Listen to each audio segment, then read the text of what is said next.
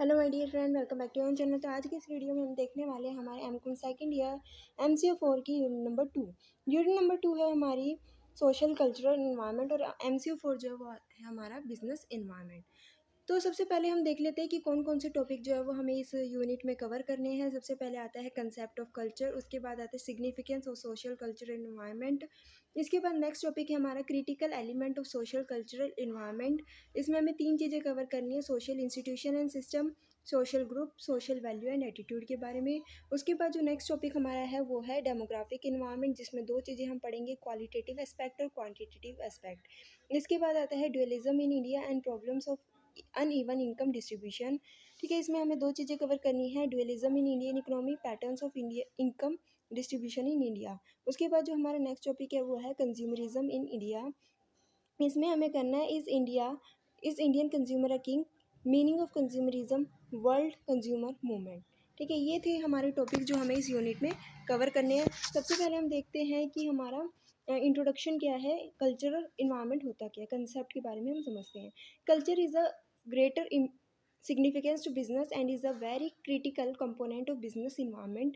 A company which set out to do business in unfamiliar culture environment may encounter several problems. A very popular definition is that of E.B. Taylor, which reads culture of civilization is that complex whole which include knowledge, belief, art, moral, law, custom and other capabilities and habit acquired by man as a member of society. Culture consists of both the material culture and non-material culture. Material culture involves man-made things, that is, automobile, television, telephone, etc., and no man-made alternatives in the environment. Non-material culture includes such factors as language, ideals, benefit, value, music etcetera. तो यहाँ पे हम सबसे पहले देखते हैं कि culture होता क्या है। कल्चर का मतलब क्या होता है, हर एक के अपने अपने क्या होते हैं, रूल्स होते हैं, रेगुलेशन होते हैं। हर किसी पर्सन की, हर एक इंडिविजुअल की, हर एक सोसाइटी की अपनी नॉलेज होती है, बिलीव्स होते हैं, आर्ट्स, मोराल, लॉ, कस्टम, ये सारे हैबिट अलग अलग होती है हर एक पर्सन की। क्योंकि हम बिजनेस इन्वायरमेंट को समझते हैं तो कहीं ना कहीं ये जो कल्चर है वो किस तरीके से बिजनेस से लिंक करता है उसको देखते हैं। सपोज करो कि हमारी इंडिया का कल्चर डिफरेंट है बाहर की कंट्री से। अगर कोई भी बिजनेसमैन दूसरी कंट्री में जाके बिजनेस करना चाहता है तो उसको वहाँ के कल्चर के बारे में पता होना चाहिए, वहाँ के लैंग्वेज के बारे में पता होना चाहिए, वहाँ के लोगों की क्या नॉलेज है, क्या बिलीव सिस्टम है, वहाँ के लोगों का क्या मोरल है, ठीक है, किस चीज़ की हैबिट है, क्या चीज़ प्रेफर करते हैं। तो इन सारी चीज़ों के बारे में एक बिजनेसमैन को पता होना चाहिए। ठीक है, अगर वो किसी दूसरे कल्चर में जाके बिजनेस करता है, अगर उसके उस पर्सन को, उस बिजनेसमैन को उस इन्वायरमेंट की नॉलेज नहीं है, उस कंट्री के कल्चर की नॉलेज नहीं है जहाँ पे वो बिज़नेस करना चाहता है, तो वहाँ पे वो अपने बिज़नेस को सक्सेसफुली जो है ऑपरेट नहीं कर पाएगा। उसके बाद हम देख लेते हैं एलिमेंट ऑफ कल्चर। कल्चर के क्या क्या एलिमेंट्स होते हैं। The sum total societal behaviour include at least 3 element, namely knowledge and beliefs, ideals and preferences. ठीक है, तो ये होते हैं हमारे एलिमेंट ऑफ कल्चर। इनको हम डिटेल में पढ़ते हैं, ये चीज़ होती क्या है, क्या नॉलेज और बिलीव्स होते हैं, क्या आइडियल्स होते हैं और क्या प्रेफरेंसेस होती है। Knowledge and believe, it promotes individual and groups to difference between what is right and what is wrong। यानी कि अगर हमारे पास नॉलेज है, हमें पता है हम, ठीक है, कि क्या सही है क्या गलत है, तो कहीं ना कहीं ये बहुत ज़्यादा इम्पोर्टेंट होता है किसी भी बिजनेसमैन के लिए, कि वो जाने वहाँ के कल्चर के बारे में, जाने वहाँ के लोगों को किस चीज़ की नॉलेज है, क्या बिलीव सिस्टम है वहाँ का। Ideals, ideal refer to the societal norm we define what is expected, customary, right or proper in a given situation. Norms are enforced by sanction, that is by rewarding the right behavior and punishing the wrong behavior. An idea or principle that seem perfect to you and that you want to achieve। सबके अपने अपने ideas होते हैं, सबके अपने अपने सिद्धांत होते हैं। ठीक है, तो ये सारी चीज़ें जो होती है पता होनी चाहिए। Preferences refer to the society's definition of those things in life which are attractive and unattractive as object of desire। Preferences may differ between culture, यानी कि हर एक की अपनी अपनी प्रेफरेंसेस होती है। कोई किसी चीज़ को चूज़ करता है तो कोई उसी चीज़ को रिजेक्ट करता है। तो यही होती है कि कोई चीज़ तो किसी लोगों को अट्रैक्ट करती है और कोई चीज़ जो होती है वो अट्रैक्ट नहीं करती। तो सबकी अपनी अपनी अलग अलग प्रेफरेंसेस होती है। ठीक है, तो ये the elements, knowledge and belief, और उसके बाद आइडियल्स और प्रेफरेंसेस। इसके बाद हमारा नेक्स्ट जो टॉपिक है वो है significance of social culture environment. ठीक है, सोशल कल्चरल इन्वायरमेंट की क्या क्या सिग्निफिकेंस होती है। Each society has its own culture which consist of the custom, value, attitude, belief, habit, language and other forms of interaction between the member of the society. Any business firm which aim at entering any market for its product and services must develop complete understanding of the social cultural environment of the society involved and adopt its strategy thereto। यानी कि ये कहा गया है कि कोई भी business किसी भी कंट्री में जाके वहाँ पे क्या करना चाहता है, बिजनेस करना चाहता है, वो उस कंट्री के बारे में अगर फैमिलियर नहीं है तो वहाँ पे बिजनेस लॉन्ग टाइम तक नहीं कर पाएगा, वहाँ पे सर्वाइव नहीं कर पाएगा, ठीक है, उसको लॉस फेस करना पड़ेगा। लेकिन अगर बिजनेसमैन किसी कंट्री में जाना चाहता है, वहाँ बिजनेस करना चाहता है, तो सबसे पहले उस कंट्री के बारे में नॉलेज होनी चाहिए, उस कंट्री के बारे में पता होना चाहिए, वहाँ का सोशल कल्चरल इन्वायरमेंट क्या है, ठीक है, उसको अडेप्ट करना चाहिए। कोई भी अगर बिजनेस वहाँ पे जा रहा है तो उसके कल्चर को, उसकी को अडेप्ट करें ताकि वो वहाँ पे अच्छे से अच्छा प्रॉफिट अर्न कर सके। 3 एस्पेक्ट में be noted in the current social culture environment, change in our lifestyle and social value, ठीक है, change in our lifestyle and social value क्या कहते हैं, for instance changing role of women emphasise on quality of goods instead quantity of goods, greater reliance on government, greater preferences for recreation activity. तो सबसे पहले हम ये समझ लेते हैं क्या है चेंज इन आवर लाइफस्टाइल और सोशल वैल्यू क्या कहती है, कि हमारा जो रहन सहन है, जो हमारी थिंकिंग है, वो सारी क्या हो चुकी है, चेंज हो चुकी है। पहले जो वुमेन होती थी वो सिर्फ हाउस होल्ड वर्क करती थी, ठीक है, लेकिन आज के समय में क्या होता है, जो वुमेन का रोल है वो भी चेंज हो रहा है, ठीक है, हर एक एस्पेक्ट में, हर एक फील्ड में आज के समय में हम वुमेन्स को देख सकते हैं। उसके बाद सबसे पहले हम क्या देखते थे, क्वांटिटी पे ध्यान देते थे, अगर ज़्यादा से ज़्यादा क्वांटिटी है तो कम से कम प्राइस होंगे, तो क्वांटिटी पे ज़्यादा फोकस किया जाता था। लेकिन आज के समय में क्या हो रहा है, क्वालिटी पे ज़्यादा फोकस किया जा रहा है। आज के समय में क्या हो रही है, ज़्यादा से ज़्यादा प्रेफरेंस किसको दी जा रही है, रिक्रिएटिव एक्टिविटीज़ को दी जा रही है, ठीक है। उसके बाद हमारा सेकंड पॉइंट है major social problem, for example concern for pollution of environment, demand for society socially responsible marketing policy, head for safety in occupation and product etc। तो मेजर सोशल प्रॉब्लम क्या क्या थी, कि आज के समय में क्या हो रहा है ना, कि पोल्यूशन पे, कि हमारा जो इन्वायरमेंट है वो पोल्यूटेड हो रहा है, उस पर ज़्यादा से ज़्यादा ध्यान दिया जा रहा है, ठीक है। मार्केटिंग पॉलिसी किस तरीके की बनाई जाए, उन चीज़ों पे ध्यान दिया जा रहा है। सोसाइटी की तरफ एक बिजनेस की क्या रिस्पॉन्सिबिलिटी होनी चाहिए। उसके बाद आता है हमारा ग्रोइंग कंज्यूमरिज्म। कंज्यूमरिज्म क्या मतलब क्या होता है, कि जो कि कंज्यूमर को किस तरीके से प्रोटेक्ट किया जाए। पहले जो हमारे कंज्यूमर थे वो इतने ज़्यादा इनको पता नहीं था, लेकिन आज के समय में कंज्यूमर से रिलेटेड जो है बहुत सारे रूल्स आ चुके हैं, बहुत सारे लॉ या रेगुलेशन आ चुके हैं, ताकि कंज्यूमर के इंटरेस्ट को प्रोटेक्ट किया जा सके। It is indicating consumer dissatisfaction on a large scale against unfair trade practices. Consumer is becoming increasingly important to marketing decision process.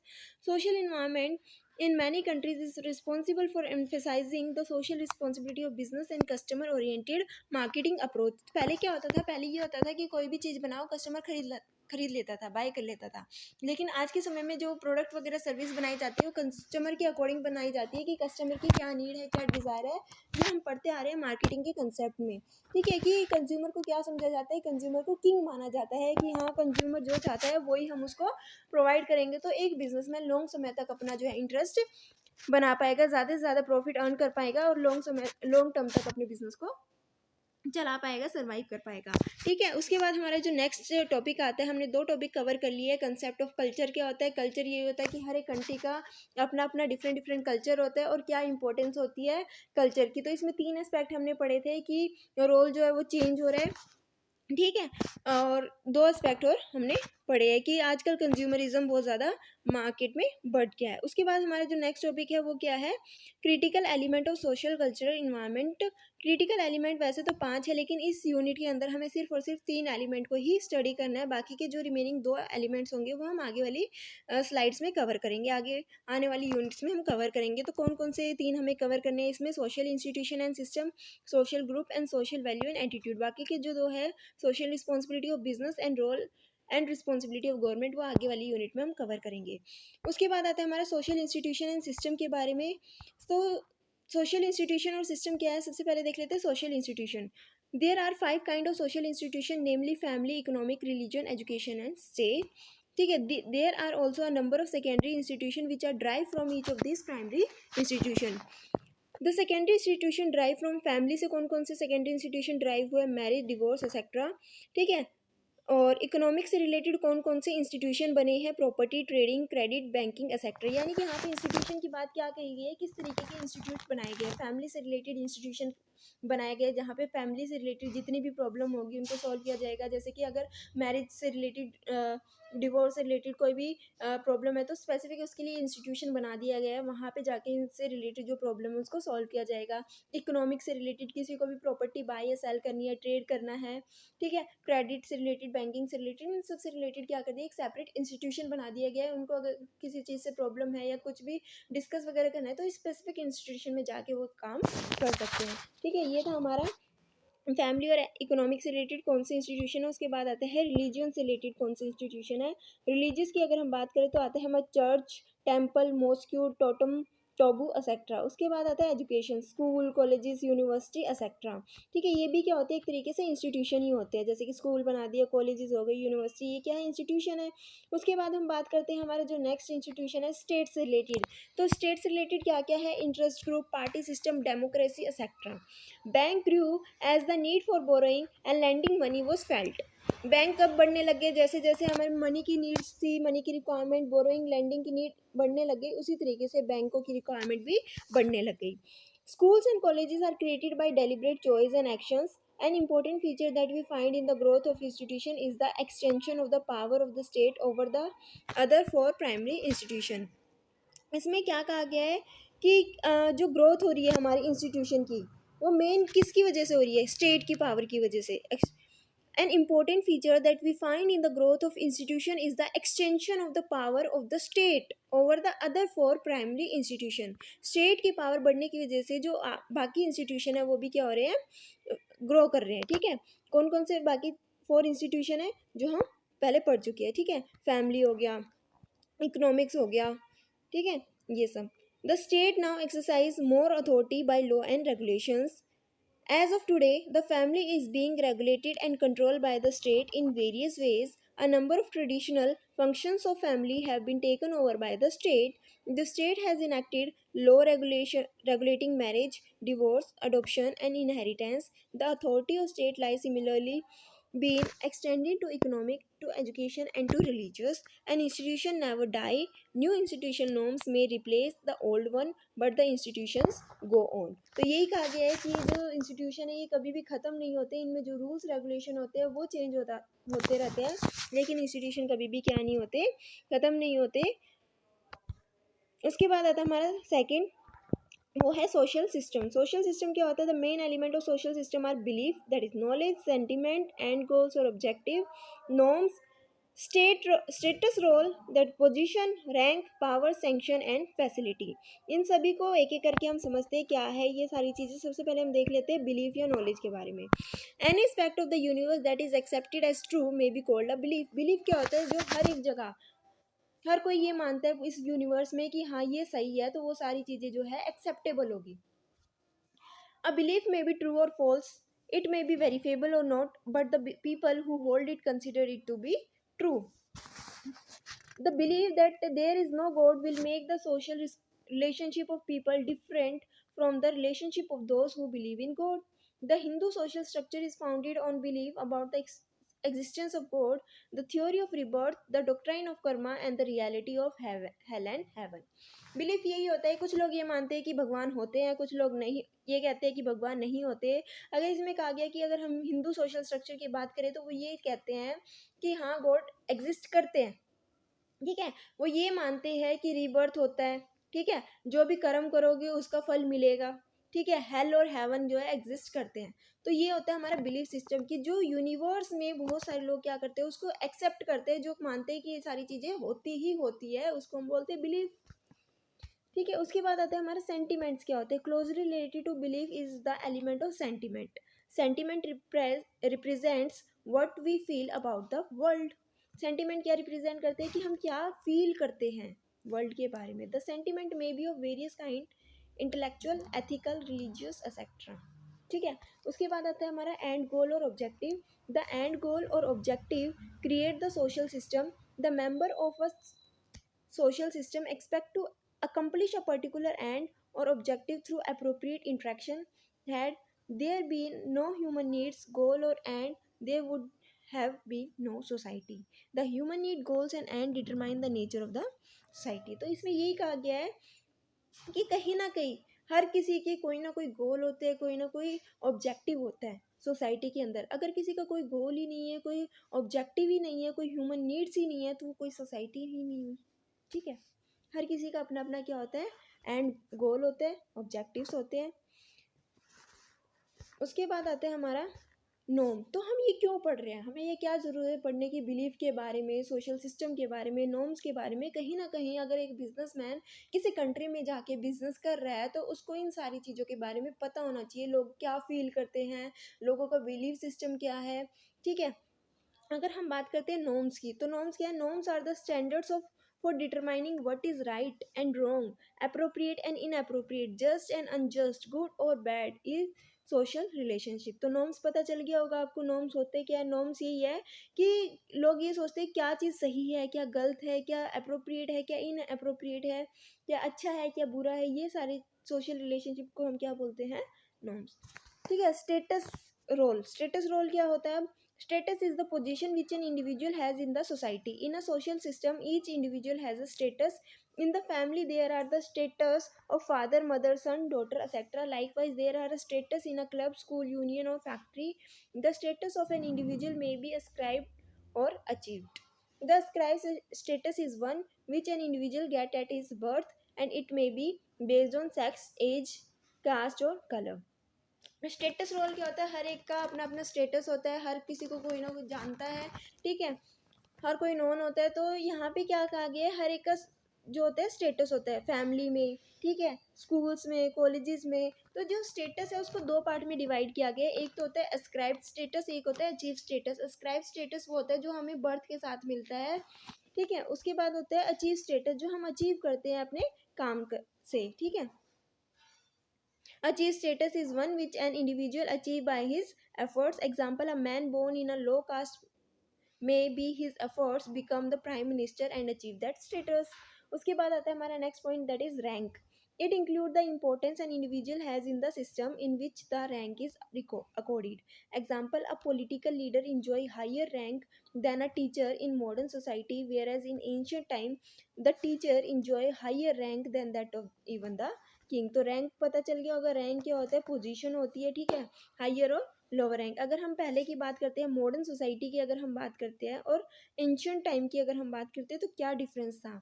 Modern society में आज के समय में जो पॉलिटिकल लीडर है वो हायर रैंक को अचीव करते हैं. लेकिन अगर हम बात करते हैं टीचर्स की, एज कम्पेयर टू टीचर्स, कि जो पॉलिटिकल लीडर होते हैं वो हायर रैंक को इंजॉय करते हैं. लेकिन एंशियंट टाइम में क्या था कि जो टीचर्स थी उनकी हायर रैंक थी as compare to that of king. ठीक है. उसके बाद आता है हमारा पावर. पावर क्या होता है? Power refer to the capacity to control others. Sanction refer to the rewards and penalties given out by the member of a social system. Sanction can be positive or negative. The positive sanction are the reward which may include wages, profit, interest, esteem, praise, privileges, etc. The negative sanction are the penalties and punishment. Sanction होते क्या है? Sanction वही होते हैं जो rewards हो गई या पेनल्टी हो गई. पॉजिटिव सेंक्शन और नेगेटिव सेंक्शन होते हैं. पॉजिटिव सेक्शन में क्या क्या चीज़ें आती है? जैसे कि प्रॉफिट हो गया, प्रेजेस हो गए, प्रिविलेजेस हो गए, ये सारे आते हैं हमारे पॉजिटिव सेंक्शन. और नेगेटिव सेंक्शन में आते हैं पेनल्टीज और पनिशमेंट. इसके बाद आता है हमारा नेक्स्ट जो है टॉपिक, वो है फैसिलिटी. अब facility has been defined as a mean used to attain and within the system. It is necessary that the individual in a social system should be provided with adequate facility to enable them to perform their role efficiently. यानी कि अगर कहीं ना कहीं कोई individual है किसी भी कंट्री में जाके, एक बिजनेसमैन क्या कर रहा है? बिजनेस कर रहा है. तो उसको ये देखनी पड़ेगी कि क्या नीड है लोगों को किस तरीके की फैसिलिटी चाहिए. ठीक है. किस चीज़ की रिक्वायरमेंट है, तो उसके अकॉर्डिंग अगर वो बिज़नेस कर रहा है तो उसका बिज़नेस अच्छे से ग्रो करेगा. तो उसको यही है कि कोई बिजनेसमैन किसी कंट्री में जाके बिजनेस कर रहा है, वहाँ के लोगों का पावर, वहाँ के लोगों की थिंकिंग, मेंटेलिटी, इन सारी चीज़ों को जानना होगा. ठीक है. उसके बाद आता है हमारा सोशल ग्रुप. अभी जो हमने पढ़ा वो था सोशल सिस्टम. सोशल सिस्टम के क्या क्या पार्ट थे वो पढ़े.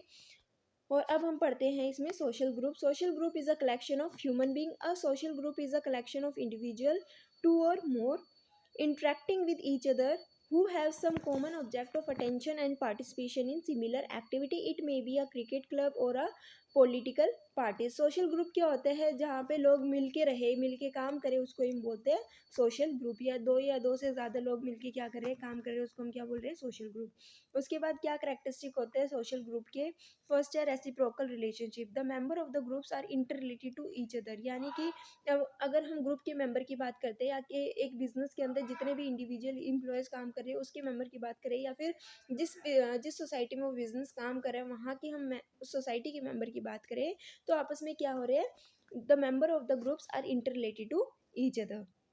उसके बाद आता है sense of unit. The member of a group are united by a sense of unity and a feeling of sympathy, यानी कि जो ग्रुप के मेंबर है वो आपस में क्या है, एक होकर काम कर रहे हैं। इसमें सब में ये बताया गया है कि फर्स्ट वाले में भी ये था कि जो मेंबर्स है ग्रुप्स के वो आपस में इंटरलेट करते हैं। दूसरे में ये कहा गया है जितने मेंबर आपस में मिलके काम कर रहे हैं, यूनिटी में काम कर रहे हैं, एक दूसरे के प्रति सिंपथी रखते हैं।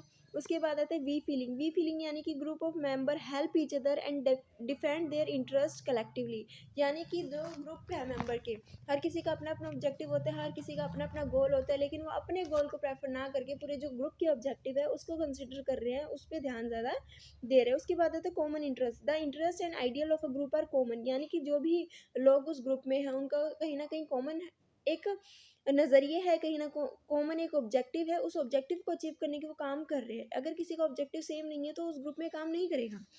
It is for the realization of common interest that they meet together. Similar behavior. The member of the group behave in a similar way for the pursuit of the common interest. उसके बाद आता है हमारा group norms. Every group has its own rules और norms which the member are suppose to follow. हर एक group का अपना अपना सिद्धांत होता है, अपने अपने रूल्स रेगुलेशन होते हैं जो उनको फॉलो करते हैं। ये था हमारा। उसके बाद आता है हमारा social value and attitude. Social value क्या है, social value differ from individual value. Society की वैल्यू क्या है, डिफरेंट होती है किसी एक इंडिविजुअल वैल्यू से। Example, the Indian way is different from the American way. ठीक है। The difference in social value result in divergent social structure and the pattern of expected behaviour. There assumption of what is right and important for society. हर एक society की अपनी अपनी क्या होती है, value system होता है, हर एक सोसाइटी का अपना अपना एटीट्यूड होता है। तो एटीट्यूड की अगर हम बात करें तो एटीट्यूड क्या होता है, is the state of mind with in the individual being. However, attitude differ from interest. Interest means any aim or object which stimulates activity towards its attainment. The attitude is regarded as a state of mind of the individual towards a value. Interest may be identical, attitude can never be so. यानी कि हर किसी का same interest हो सकता है, लेकिन किसी चीज़ के प्रति हर किसी का एटीट्यूड जो है वो सेम नहीं हो सकता।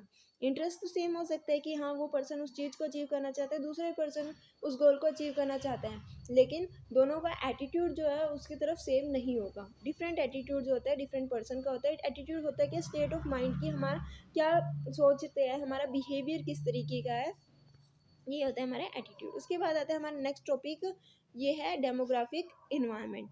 अभी हमने पढ़ा क्रिटिकल इन्वायरमेंट के बारे में, उसके बाद आता है हमारा demographic environment. Demographic factor such as size and growth rate of population, life expectancy, age composition, sex composition, ethic composition, rural urban distribution, income level, educational level, family size, family life cycle, occupation, religious, nationality etcetera are all relevant to business. यानी कि कोई भी business करना चाहता है तो उसको demographic environment के बारे में पता होना चाहिए। यानी कि अगर कोई क्लोथ्स का बिजनेस करना चाह रहा है तो सबसे पहले वो ये देखता है, ठीक है, कि वो किसके लिए बना रहा है, ठीक है, बॉयज़ के लिए बना रहा है, गर्ल्स के लिए बना रहा है, चिल्ड्रन के लिए बना रहा है, ठीक है, तो किसके लिए बना रहा है, रिचर के लिए बना रहा है, पुअरर के बना रहा है, किसके लिए बना रहा है। तो ये सारी चीज़ें जो होती है बहुत ज़्यादा इंपॉर्टेंट होती है, जो भी हमने अभी पढ़े। तो डेमोग्राफिक फैक्टर्स आपको पता चल गए होंगे, साइज और ग्रोथ, पॉपुलेशन, लाइफ एक्सपेक्टेंसी, ये सारी चीज़ें होती है हमारे डेमोग्राफिक फैक्टर्स होते हैं। A business firm which reads the demographic changes accurately and monitor them continuously will find opportunity knocking at its door step. यानी कि जो भी बिजनेस फर्म इन डेमोग्राफिक चेंजेस को बहुत ही अच्छे से क्या करता है, मॉनिटर करता है, वो बहुत ज़्यादा सक्सेस जो है वो बिजनेस में देखता है, यानी कि बहुत ज़्यादा अपॉर्चुनिटी को वो ढूंढता है। Demographic environment differ from country to country and also place to place within the same country और रीजन। यानी कि ज़रूरी नहीं है कि जो हमारा डेमोग्राफिक इन्वायरमेंट है वो सेम हो। डेमोग्राफिक इन्वायरमेंट डिफरेंट हो सकता है country to country, place to place, even in the same country और region. This applies to both the quantitative and qualitative aspect to demographic environment. तो हमने इसमें पढ़ा था कि हम इसमें दो चीज़ कवर करेंगे, एक तो है क्वांटिटिव एस्पेक्ट और एक है क्वालिटेटिव एस्पेक्ट। सबसे पहले देखते हैं क्वांटिटिव एस्पेक्ट क्या कहता है। The size of the population is an important determinant of demand for many product. There are countries with less than a lakh of people on the one hand and those with thousand of millions on the other. Poor countries will with small population are generally not attractive for business, as against that the advanced country, particularly those with large population, are generally attractive market. The major part of the international trade and foreign investment naturally take place between these nations. Because of the large potential of this market, the competition is also quite strong. तो quantitative aspect क्या कहता है? Quantitative aspect ये कहता है कि कहीं ना कहीं अगर हम दूसरी कंट्री में बिजनेस करना चाह रहे हैं तो हम ये भी देखते हैं कि उस कंट्री की पॉपुलेशन कितनी है। अगर कहीं न कहीं ज़्यादा पॉपुलेशन है तो हम ज़्यादा से ज़्यादा बिज़नेस उसमें कर सकते हैं, ज़्यादा से ज़्यादा प्रॉफ़िट हम उस कंट्री में कर पाएँगे। लेकिन एक कंट्री ऐसी है जहाँ पे पॉपुलेशन बहुत ज़्यादा कम है, तो वहाँ पे हो सकता है कि हम बिज़नेस ना कर पाएँ। दूसरी बात ये भी हो सकती है कि मान लो एक कंट्री ऐसी है जहाँ पे पॉपुलेशन तो कम है, ठीक है? लेकिन वहाँ के लोग बहुत ज़्यादा रिच हैं, ठीक है? वहाँ के लोग बहुत ज़्यादा रिच है, तो वो कंट्री भी बिज़नेसमैन के लिए बहुत ज़्यादा अट्रैक्टिव हो जाएगी, क्योंकि वहाँ पे पॉपुलेशन कम होने के बाद भी उसको बिज़नेस में प्रॉफिट बहुत ज़्यादा दिखेगा, क्योंकि वहाँ के लोग क्या है, रिच है और वो चीज़ों को ईजिली क्या कर सकते हैं, परचेज कर सकते हैं। अगर हम दूसरा एस्पेक्ट देखें कि एक कंट्री है जहाँ की पॉपुलेशन बहुत ज़्यादा है, ठीक है, लेकिन वहाँ की जो कंट्री है वो कैसी है, पुअरर कंट्री है, वहाँ के लोगों की जो इनकम है इतनी नहीं है, तो बिजनेस मैन जो है इस तरीके की कंट्री में ना ही इन्वेस्ट करे, क्योंकि वहाँ पे उसका प्रॉफिट मार्जिन इतना नहीं है। तो कहीं ना कहीं ये सारी चीज़ें देख के ही एक बिजनेस क्या करता है, इन्वेस्ट करता है। तो सबसे पहले क्वांटिटेटिव एस्पेक्ट यही कहता है इसमें कि पॉपुलेशन को पहले कंसिडर किया जाता है कि पॉपुलेशन कितनी ज़्यादा है, कहाँ की ज़्यादा है, ठीक है। High population growth rate also implies an enormous increase in the labor supply and its cost. Cheap labor and a growing market have encouraged many multinationals to invest in developing countries. Many companies in the developed countries have relocated their production facility wholly or partially in the developing country to reduce their labor cost. तो एक reason है कि यहाँ पे ये भी आया है कि क्वालिटेटिव में हमें क्या कहा गया है, इसमें क्या कहा गया है, इसमें ये कहा गया है कि हायर पॉपुलेशन जहाँ पे जिस कंट्री की है वो बिजनेसमैन को इसलिए भी अट्रैक्ट करती है क्योंकि वहाँ पे जो पॉपुलेशन बहुत ज़्यादा है और चीप लेबर बहुत ज़्यादा अवेलेबल हो जाएगी। जब लेबर क्या होगी, चीप होगी, बहुत ज़्यादा लेबर होगी, ठीक है, तो कहीं ना कहीं उस प्रोडक्ट की कॉस्ट कम आएगी, तो बिजनेसमैन उस कंट्री में जाके बिजनेस करना चाहेगा। उसके बाद वो क्या कर देगा, दूसरी कंट्री में सेंड कर देगा, ठीक है, क्योंकि ये चीज़ें भी बहुत ज़्यादा क्या करती है, अट्रैक्ट करती है किसी बिजनेस को कि उसके जो प्रोडक्ट की कॉस्ट है वो क्या आ रही है, कम आ रही है, क्योंकि उसको जो लेबर है वो बहुत ज़्यादा सस्ती मिल रही है उस कंट्री में, इसकी वजह से वो वहाँ पे जाके बिजनेस करना चाह रहा है। तो high population growth rate also implies an enormous increase in the labour supply and its cost. Cheap labour and a growing market have encouraged many multinationals to invest in developing countries. Many companies in the developed countries have relocated their production facility wholly or partially in the developing countries to reduce their labor cost. तो यही कहा गया कि बहुत सारी ऐसी developed country है जिन्होंने अपनी जो प्रोडक्शन फैसिलिटीज़ है उसको डेवलपिंग कंट्रीज़ में इस्टेब्लिश किया है, ठीक है। क्यों किया है, इसलिए किया है क्योंकि यहाँ पे जो लेबर कॉस्ट है वो क्या है, कम है। उसके बाद आता है हमारा क्वालिटेटिव एस्पेक्ट। क्वालिटेटिव एस्पेक्ट क्या कहता है, qualitative aspect of demographic environment relate to life expectancy, age composition, sex composition, rural urban distribution, literacy and such other dimensions. इसके बाद आता है हमारा dualism in India. Dualism in India and problem of uneven income distribution, ये क्या है, dualism in India के बारे में हम सबसे पहले जान लेते हैं। Dualism in Indian economy, the existence of two contrasting society within a अ कंट्री। इसमें ये कहा गया कि दो तरीके की क्या है, सोसाइटी एक कंट्री के अंदर एग्जिस्ट करती है। There are two Indians within India, one India is very rich, affluent and enjoying all luxury of life. In contrast, the other India is extremely poor, where people do not have an access to even a single meal a day, but to talk about a roof over their heads. ठीक है। इसमें यही कहा गया है कि dualism in Indian economy ये कहा गया है कि एक सेम कंट्री में अगर हम इंडिया की बात करें तो इंडिया के अंदर दो तरीके के लोग एग्जिस्ट करते हैं, एक है पुअर और एक है रिच पर्सन। पुअर पर्सन को खाना ही नहीं मिलता तो हम उनके घर की बात क्या ही करें, और रिच पर्सन जो हर एक लग्जरी लाइफ को अपनी इंजॉय करते हैं। Pattern of income distribution in India क्या होता है, the there is a lack of statistical information by way of which one could directly estimate income distribution in India.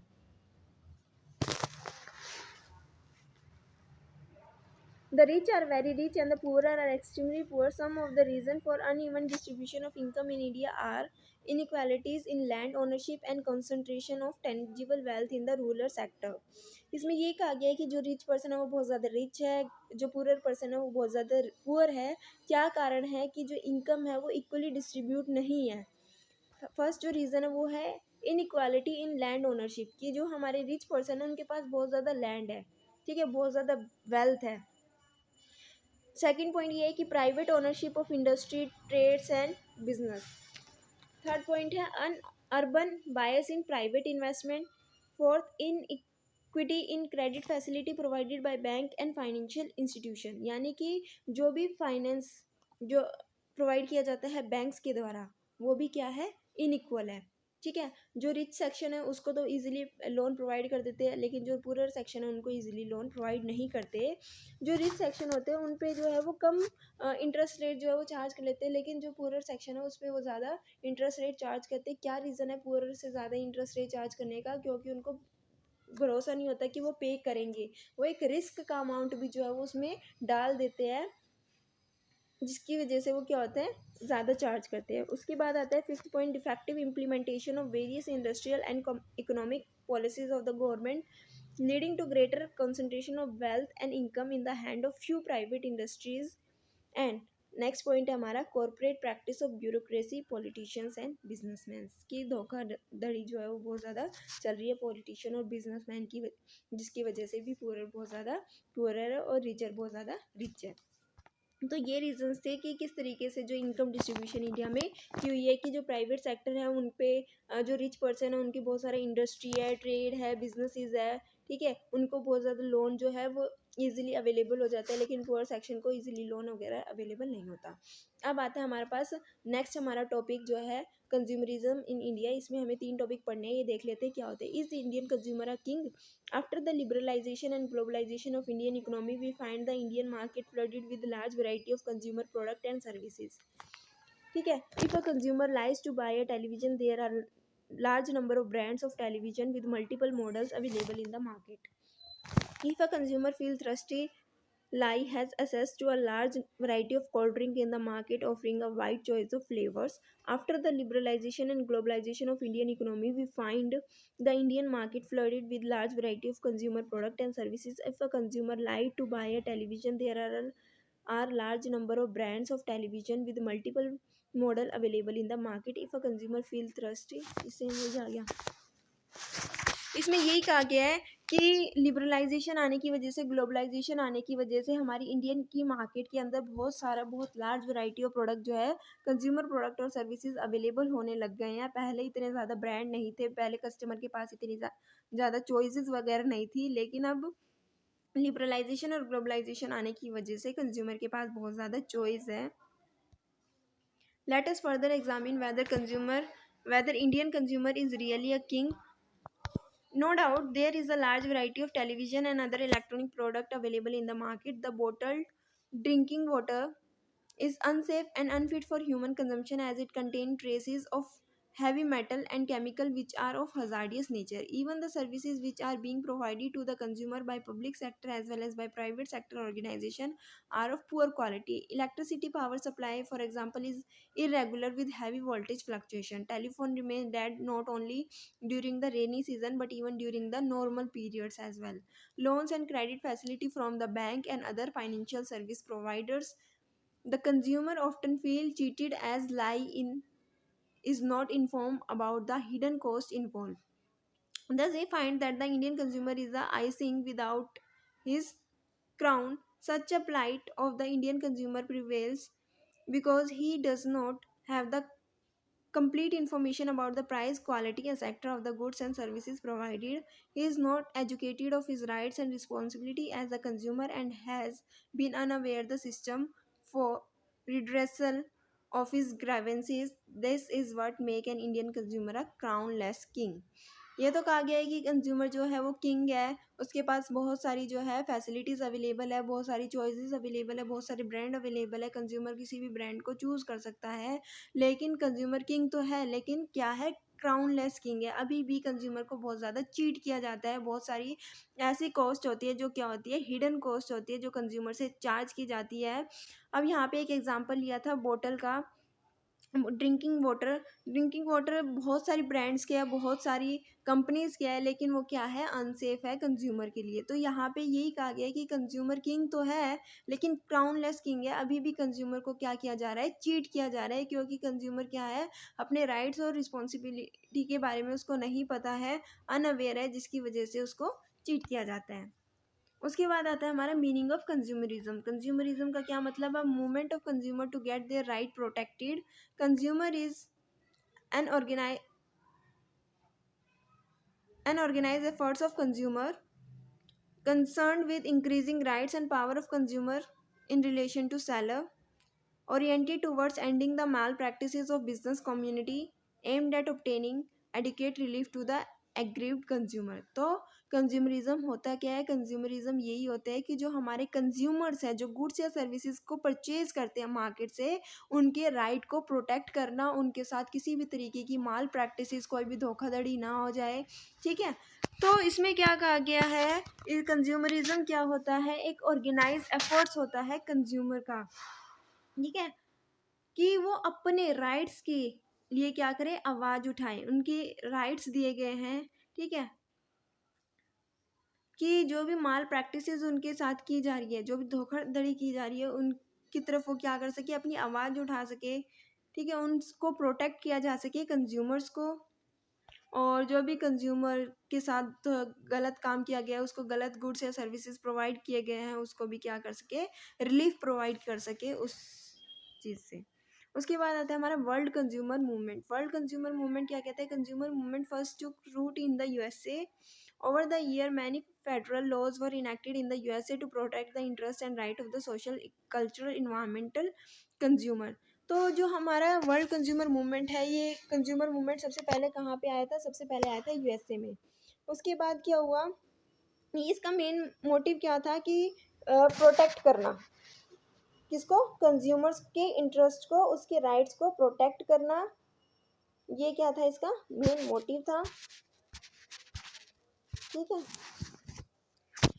क्या क्या राइट थे कंज्यूमर के, right of safety, the right to be protected against marketing of goods and services which are hazardous to life and property. यानी कि right of safety यही है कि consumer को इस तरीके के प्रोडक्ट से सेफ्ट करना जो कि क्या है, हजार्डियस है, जो कि नुकसानदायक है कंज्यूमर की लाइफ के लिए और उसकी प्रॉपर्टी के लिए।